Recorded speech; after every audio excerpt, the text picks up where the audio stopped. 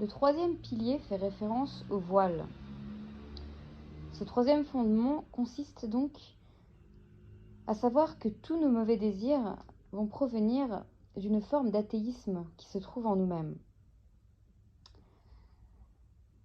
Le fait que la présence divine soit voilée dans ce monde vient nous donner l'impression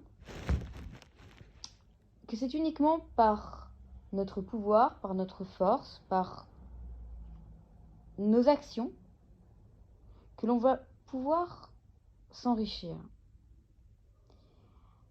Rabbi Nachman nous explique que cette façon de penser représente véritablement de l'idolâtrie. Il est essentiel de comprendre que pour que l'homme puisse arriver à réparer son manque de foi qu'il a au quotidien par rapport à sa parnassa, par rapport à sa subsistance financière, il doit au préalable réussir les tests liés à la foi.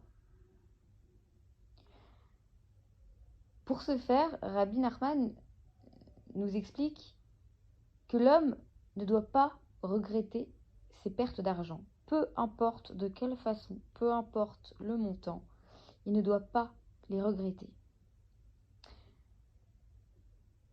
Qu'il s'agisse d'une perte qui a été causée par lui-même ou par les autres, c'est-à-dire dans le cadre également d'un vol, il doit absolument se persuader que toutes ces pertes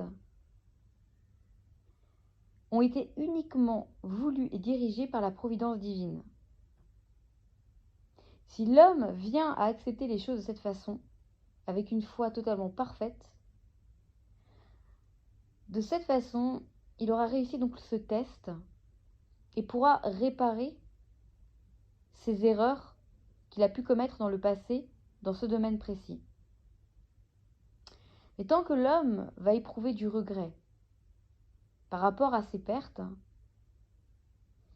même s'il ne va pas les exprimer véritablement, c'est-à-dire que même si c'est quelque chose qui va garder à l'intérieur de lui et qui va prétendre de façon extérieure que tout est ok, il va quand même se retrouver malheureusement pris au piège par ce mauvais penchant. Cette situation peut également être révélée dans le cadre de la passion de la nourriture. Tout simplement parce que les personnes qui ont besoin de manger plus que nécessaire, inconsciemment, mettent dans la nourriture une énergie qui ne lui est pas propre. C'est-à-dire que dans la foi, avec la foi, on comprend que chaque aliment, chaque chose que l'on va ingérer va effectivement nous apporter une certaine énergie, mais cette énergie est forcément donnée par Dieu lui-même. Tout provient uniquement du Saint béni soit-il. Donc, si l'homme est déméritant, il va oublier que c'est Dieu qui le fait vivre, qui lui donne l'énergie dont il a besoin. Et du coup, l'homme va forcément en venir à plonger dans le désir de la nourriture. Parce qu'il lui manque la vraie conscience.